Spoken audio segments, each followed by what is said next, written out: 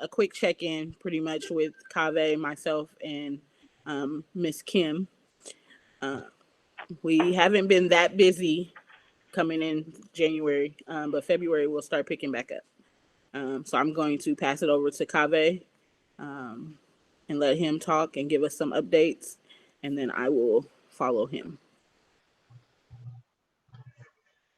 All right, so I just jotted down a few things to kind of check in on. I think the thing that most people probably want to hear about or talk about is just in-person instruction and what that looks like and what the timeline and things look like.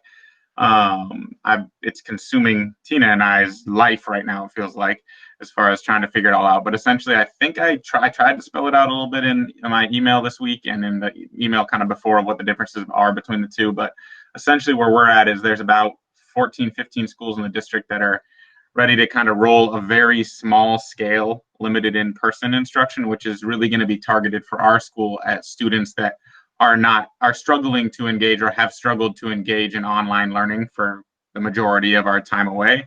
And it's not going to be focused on then teaching them like new things beyond that or teaching or replacing online instruction. It's going to be focused on engaging them and using the curriculum and things that they missed to try and help close that gap of all the time that they've missed for students, in the hopes that we'll see them kind of engage more outside of that time in addition to the time that they meet in person. So what we're rolling out right now is, and I don't know how, Tina and I were in a meeting today, and it doesn't sound like they even have settled exactly, even though they put out to the world that we were starting on January 25th.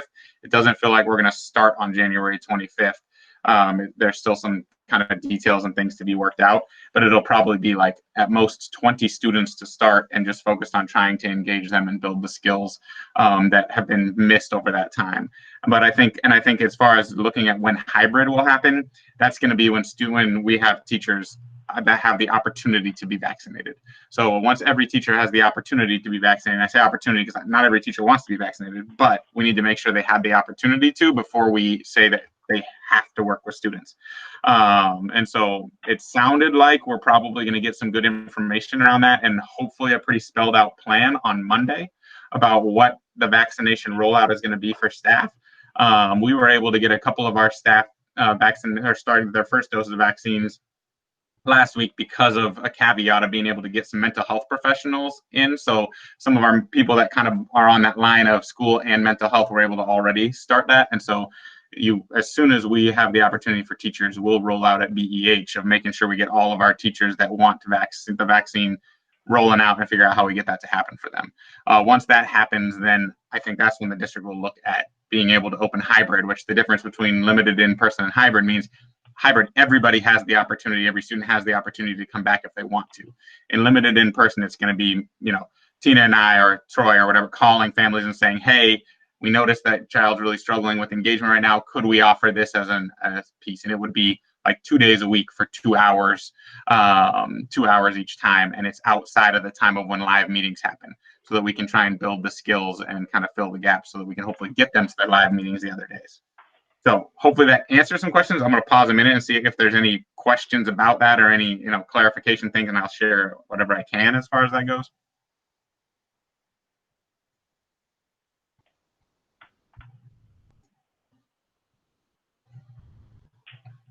If things come up and you think about it later, you can always jump back in and ask me. So really what we're looking at it as is like a targeted intervention, and it's really going to be focused on K2 right now. A targeted intervention for those students that aren't able to engage right now or haven't been able to engage during distance.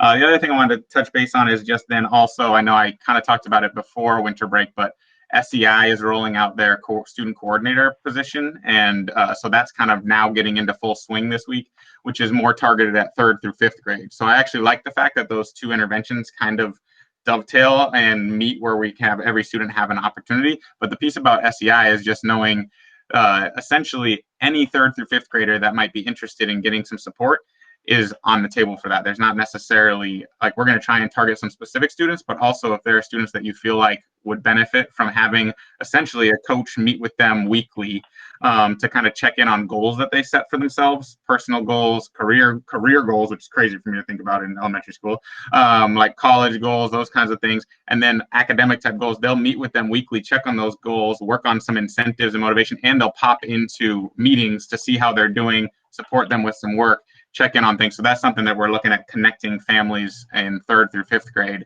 that would be interested in that sort of support. So that's rolling out. Also this week, we just kind of met with our coaches, Xavier Friday. If you've been around since we had middle school, Mr. Friday was one of our coaches for SEI when we had middle school, our last year or two, year and a half, when we had middle school. And so he's excited to be back working with our community again and collaborating and supporting. So that's starting up too.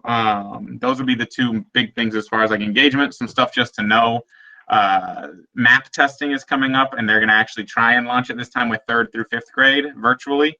So that's coming up. It starts right around the beginning of February, and so our 3rd through 5th grade teachers will be working on coordinating assessments within some of their meetings, and then we'll be pulling some kids that need some additional time for that.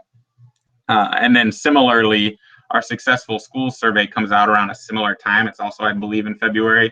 If you remember that from last year, it's where we do a survey of students around how they feel, what's happening, what their perception is about school, and how Boise-Eliot Humboldt has helped them or not helped them, so we can get a good perspective on that. But it also then, and that's only 3rd through 5th grade survey, but then we have a survey that goes out to families, and it goes to every family. So you'll be seeing that probably around, I want to say it's like February 8th it launches. And so we'll be putting that on. It's just really helpful to have as much feedback as possible, especially from the family side. And we'll do our job of trying to get all the kids' feedback, because we'll do that within our classes and our sessions. But getting family feedback is huge too. So we're also going to try and get a bunch of paper copies when families come to pick up things, to try and get them those as well. But when you see those emails, just participating in that survey really helps us paint an accurate picture of how we're doing, what we could do better, how we can improve moving forward. And I base a lot of our one of our goals around climate and community around the feedback we get from that. So that'll be coming out too pretty quick, along with then, as you all know, next Friday is our grading day. So next Friday we don't have any classes because teachers will be doing report cards, and this is the first time we really are doing real report cards during distance learning. So we spent today kind of starting to process those report cards a little bit more and think through them, about how they're going to be completing those and what kind of data they're using. So you'll get feedback from that about a week after the grading day, because we get the day to start working on it, and then they got to have them to me by the next Friday so I can mail them home. And then the only last thing I wanted to check in on was just hopefully we communicated out just people getting back their instruments or their Lego kits, because what we're going to start doing is getting those back, so that then in 3rd quarter we can come up with a new rotation for grade levels. So if you had an instrument, hopefully we get you something different than that. If you had a Lego kit, getting you an instrument and kind of doing some instruction around that. So Todd and our STEAM team are kind of working together to come up with how we want to create that rotation. And I know something to check in on is I think that Kim, maybe you or PTA got a grant around some funding for some of the Lego pieces, and I know Todd was looking at ordering some of those things, so we can figure out logistics on some of that too. I think we just ordered a bunch of Legos through grant that, or I don't remember what it was, but not GoFundMe, but that other one that we get a lot of, from Mr. Jerry, getting a bunch of money to try and help us buy more of the Lego kits, because they also just shifted them, of course, as we've gotten into it. They just discontinued all the ones we were using before, and now they have a new one. So we're also trying to figure out how to fill out and create our sets as we get some of that out. We also working on just, trying to figure out how we do bridges this year for 3rd grade, doing some of the circuitry things for 4th grade. So we'll be working on getting that stuff out and figuring out how to get them in students' hands in February. Any questions for me before I mute and let PTA take this over? Kaveh, in regards to the surveys from last year, how do we measure what the information you gathered? How did you measure? How can we tell, what you guys have implemented to see, has there been a change in the cultural climate? Well, and I think that's going to be the big piece that I want to see, right? Is like, what is the shift from one to the other? Our big focus, our takeaway from last year when we looked at it, like where we really wanted to improve, was around the fact of like trying to get more student voice involved and trying to, like, I think what we noticed was the parents that took the survey were more optimistic, or maybe nicer to us, maybe not quite as, maybe, I don't know, who knows, their perspective was different than what the students were. And so what we were trying to look at is really our focus was on how do we shift the feeling that students had about the school, and whether or not their voice was heard, and whether or not teachers connected with them and that they felt like that they were represented within the classroom and that their voice was kind of authentic. And so that's the piece we've been kind of spending a lot of time trying to build some of that on, and doing a lot of work with teachers too on thinking about that and how do we shift that within. It's all obviously going to be really challenging to compare last year's survey to this year's survey, because last year's survey came out right before COVID. So it was completely based on in-person. And now this survey is going to be completely based on distance learning. So that it's going to be a little bit challenging to look at that. But at the same time, it's going to be, we also have not let go of what we're trying to work on, even though we've been in distance learning. So I would say that's kind of where we're focusing a lot of our energy. If you compare us to schools, it's hard to compare us to schools when you look at school to school to school. I would say when you look at schools that are similar to us, we were right around in the same area, but we want to see us at the top of everything anyways. Like, what we're trying to do is be the best regardless of what the school looks like. And so that's where we're kind of focused our energy on as far as climate. Any other questions for me?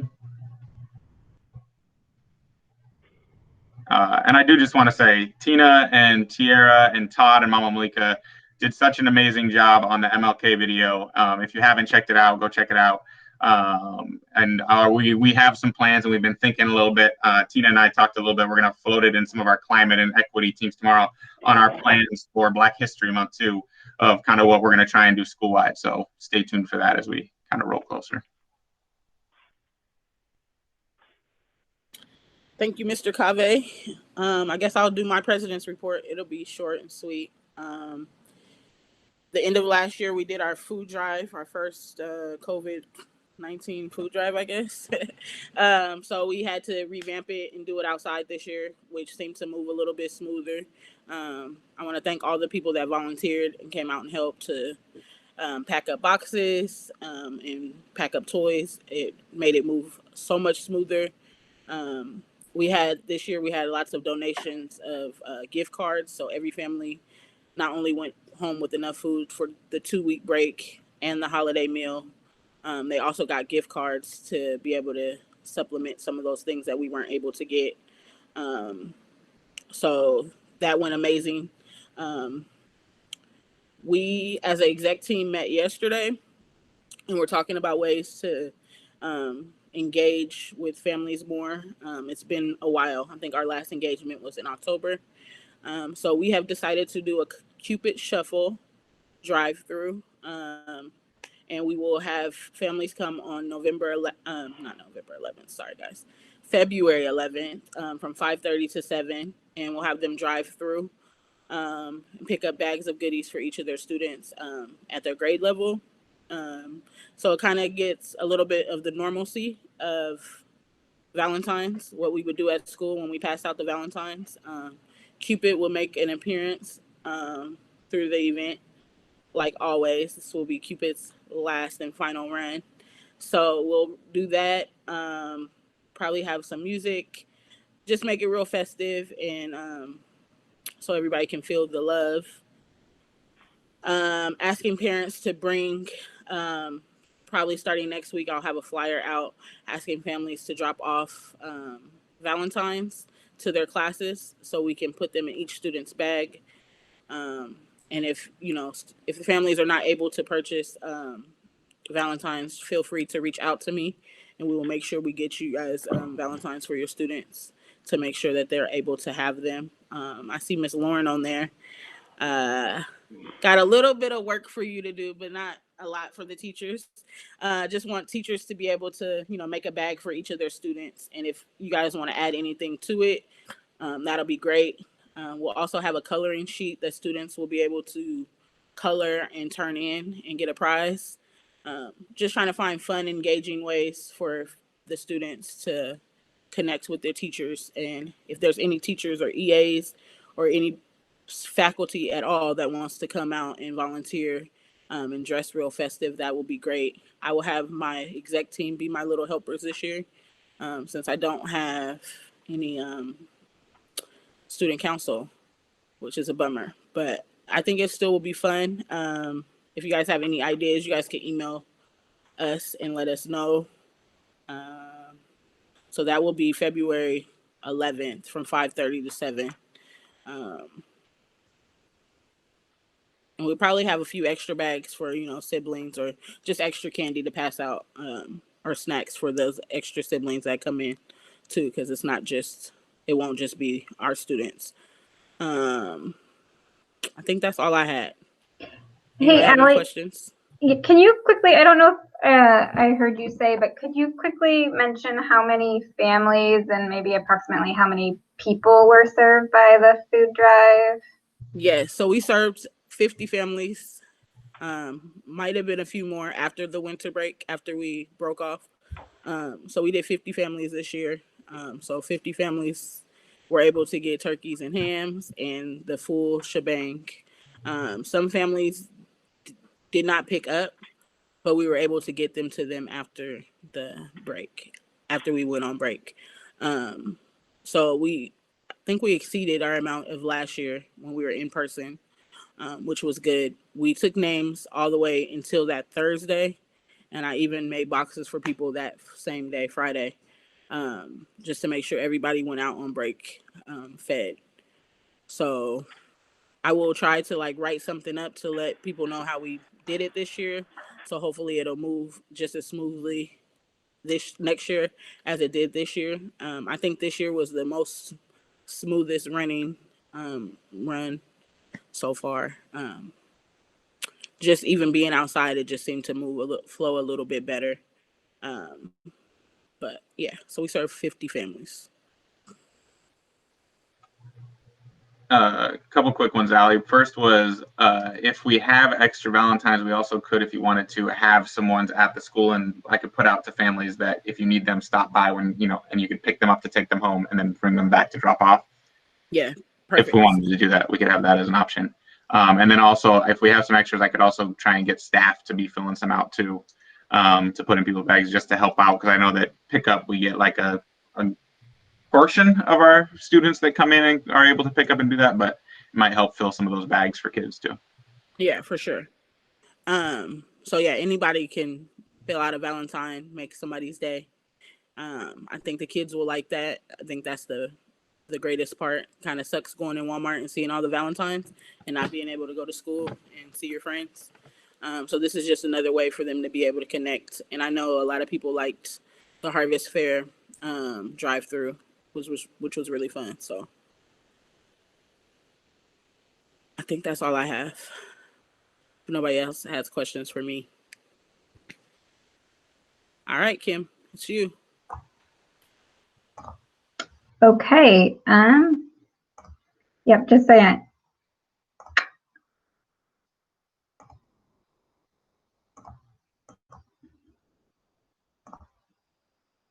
Okay.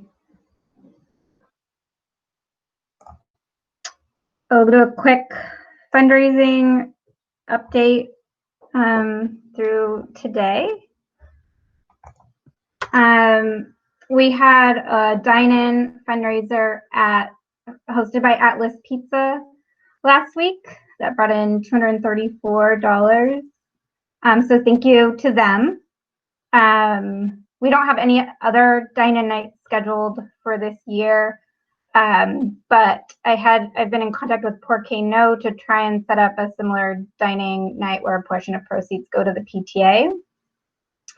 And then finally, there's a QR code on here and also a website at the bottom. This is being built right now, but we had been approached by the Betty Campbell Jeanette Carley Scholarship Fund to help them create a way to get donations online. There's a link to what this scholarship fund is and who they benefit on our school website. But basically, it is an annual scholarship that awards Oregon residents who are graduates of Boise-Eliot, Humboldt, and are enrolling in an Oregon 2 or 4-year college. And so I created a campaign off of our general GoFundMe site, and money raised via that campaign we will funnel back to the scholarship fund. They can also use that link to help their donors give to the fund as well.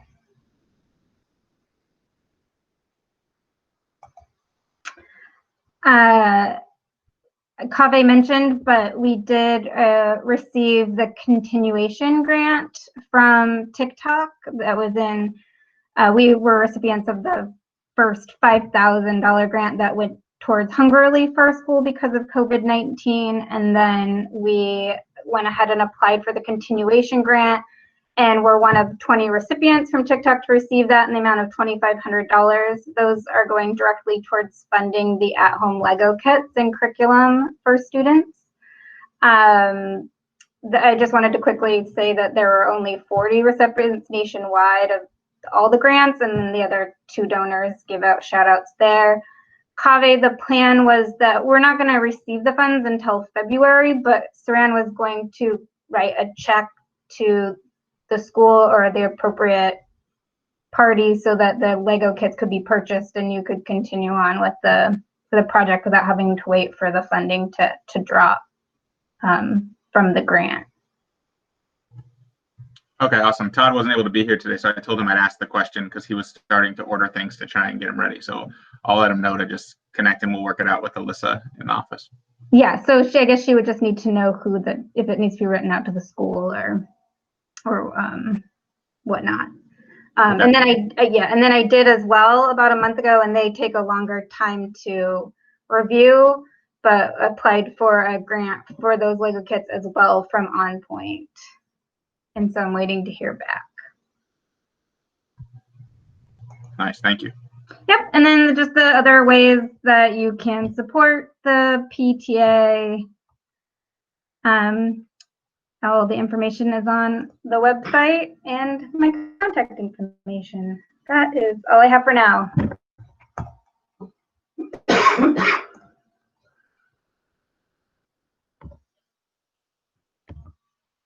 Anybody have any questions on what Kim just presented?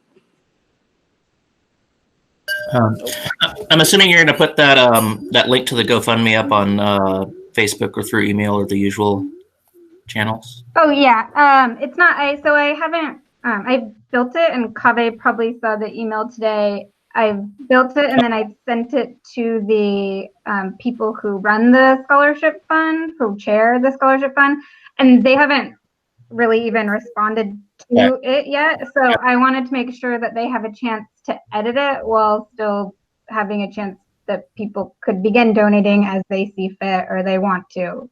So I also asked for like pictures for it to make it more appealing. So I'll wait back to hear from them. And Kim, I actually have a bunch of pictures. I just haven't. I've been trying to build the site off of our page, for them to have a link to our school. Mm-hmm. And I haven't had the time to figure out how to put up the pictures and videos and things that they want on there. So I could actually share, once we hear back from them, I could share that doc with you that has a bunch of like the testimonials and pictures that go with it. Yeah, and then you would be able to just put I saw there was a holding place for the link on the website, so that would be added onto there. And then I guess just in general, fundraising, because of this summer campaign and just grants we've received this year, and I think generous donors, our funds are looking very positive. we don't have any big spends for the year in general. There's always the idea of what we do next, but as far as particular items we're needing to fundraise for at this time, I think we're in a good shape for this school year at this moment. Should we be looking to spend money, and are there things we would want to spend it on? Based on what you said, it sounds like we should be trying to spend some more. I guess that would be for general everybody. Not. I just hope the money come in. I mean, great job bringing in money. We got to use it. Yeah, we're definitely not hesitating spending money. So that also goes for teachers and stuff too. If they have requests that they need, they just need to, reach out to us and let us know. Those funds also will still be going towards, teacher appreciation. We've moved from doing teacher appreciation once a year to trying to do something for them every month. Just a small token of appreciation for all teachers, whether it's a meal or it's just some fun little thing that we put together. And also, these engagements, trying to get everybody engaged. I'll be connecting with Todd to see if there's something that he wants to do, because he's our music guy, and I know he likes to do like the music nights, if he wants to do like a drive-through music night or something like that. So yeah, we have money. I don't think we've been in a position like we are right now in a while. So we're not wanting for anything, and we're definitely able to help where needed. So it's just one of those things where families, like teachers, need to reach out if they need something.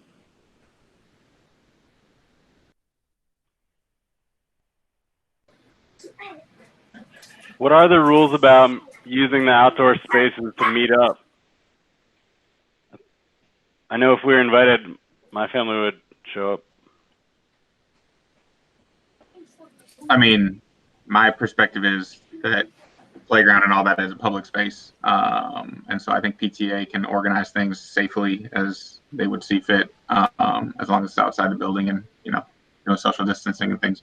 I don't think that should be an issue. We have been talking, so the exec team has been talking about ways that we can connect with families, in various different ways. I think in March, we're going to try to split up some of the grade levels, and do some like have authors come in and read books and just do some fun games. We're also trying to figure out ideas how to connect with kinder and pre-K, because they're just now coming to our school, so they haven't really had the experience, and they've missed out on some of the things that we would have done, they would have been able to do had we been in person. So just trying to connect with them in different ways and allowing those spaces to be utilized while we can. But also trying to catch a nice dry day. This week has been nice, but we live in Portland, so some days it's cold and rainy. We don't want anybody to get a cold. But definitely are thinking of ways to be able to engage outside, distance, and still get that community feel back.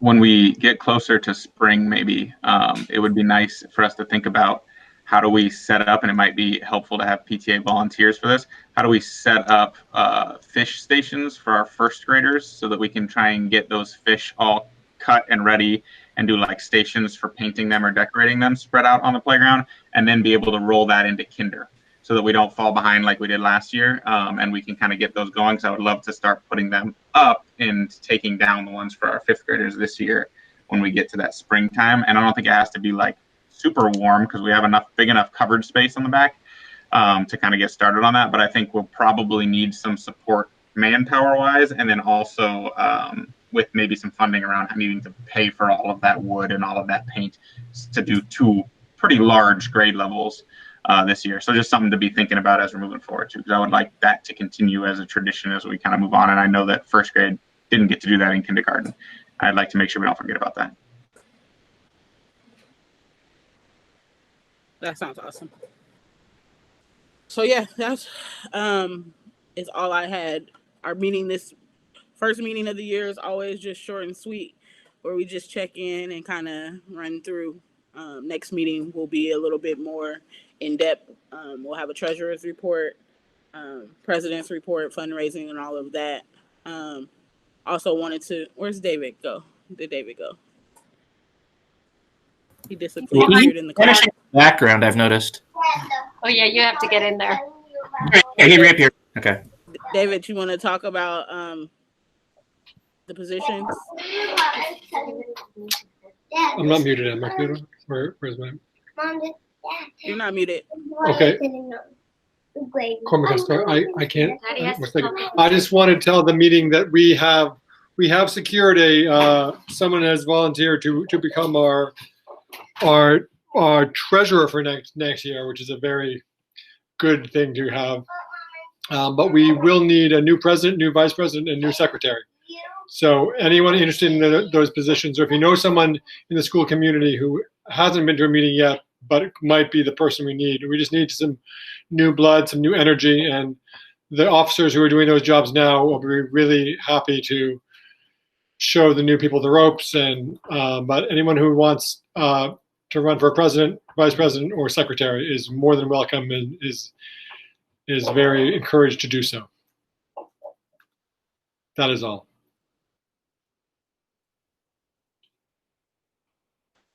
Thanks, David. So yeah, those positions, we hope to have them filled by May. So our team that we have now can make that transition. Otherwise, some of those people that are on the team right now will still stay at Boise. They'll still be on the PTA. Hold on 1 second, guys.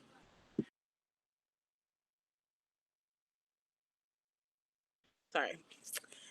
So they'll still be there. Me and Yvette will be transitioning on as we have middle schoolers now.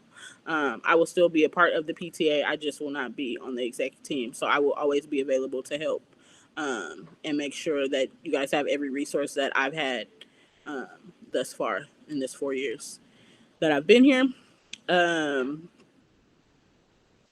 So yeah, if you guys have any questions, just reach out to any one of us on the PTA. You can email us. You could always call me.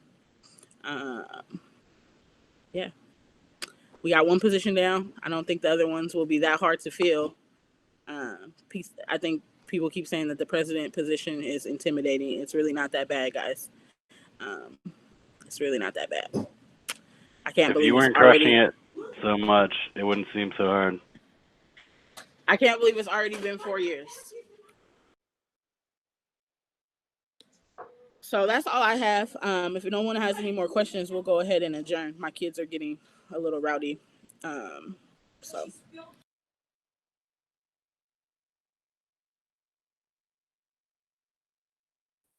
Okay, well, if that is all, we can adjourn the meeting.